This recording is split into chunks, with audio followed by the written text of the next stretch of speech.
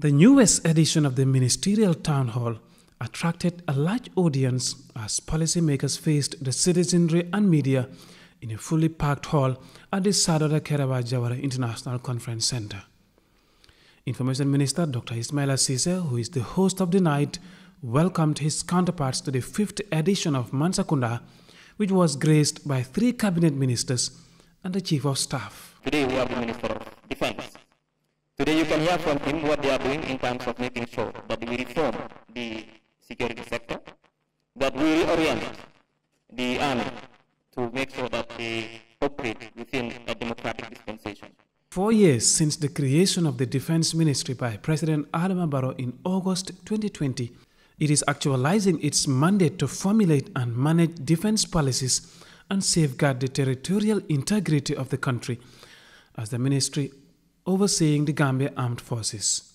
The audience listened keenly to the Defense Minister while he reported on his ministry's record in better shaping the country's defense sector. Number one, we started with the development of the National Defense Policy. This is the first ever defense policy that has been formulated by the Ministry of Defense. We want to thank His Excellency, the President of the Republic of the Gambia. Since the establishment of the Ministry of Defense, there has never been any policy like this. The policy outlines the strategic framework for the national defense, addressing also the evolving security landscape and challenges that we are confronted with. During efforts to strengthen democratic governance, the Gambia government places security sector reform at the core of its priorities. The Defense Minister highlighted strategic policies and programs being implemented to transform the defense sector. We also move on to the development of the National Defense Policy Strategic Implementation Plan. Currently, as we are speaking, it is almost completed, and very soon it will be launched. In that strategic implementation plan, we have set out very important initiatives, improving training and education for members of the Gambia Armed Forces, and also institutional collaboration and fostering greater interoperability among the various security agencies in this country. Those strategic policies have facilitated major reforms, including a more trained army that has positioned itself to adequately discharge its function in line with democratic values. Journalists, university students, and members of the public took part in the interactive ministerial town hall, posing questions directly to decision makers in the defense sector. What are the visible features that the public can see in the army as part of the successes of the security reform agenda of the government? Thank you.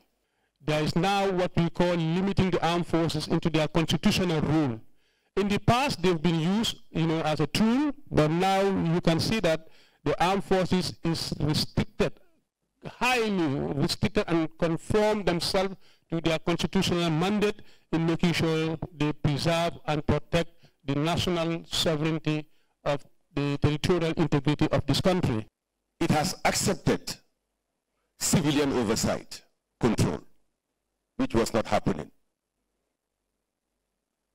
That is also very, very evident. What we used to obtain also in the past, being very, very visible and aligning to political corners, is no longer happening. You will never ever see the military wearing party politics regalia and paraphernalia.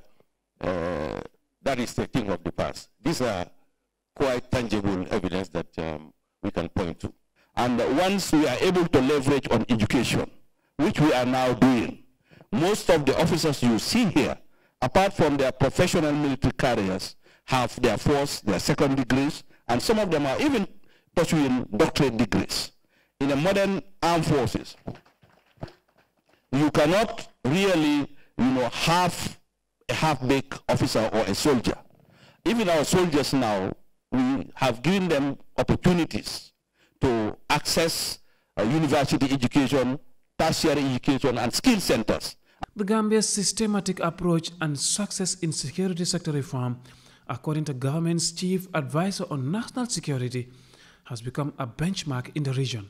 Not to talk about the number of policies that we have developed, to the extent that currently both ECOWAS and the AU are using the Gambian SSR as a benchmark in terms of the sequencing of our SSR process. First, we conducted an audit.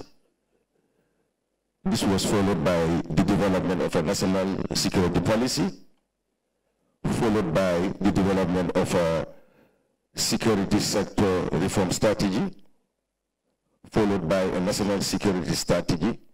Many countries got it wrong. They put the cart before the horse.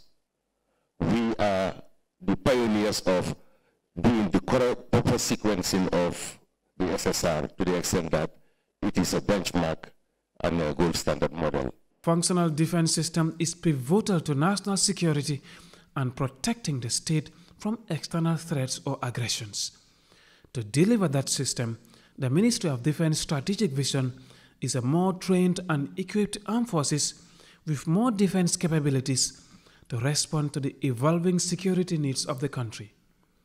Momodou Lamin Choi, GRTS News.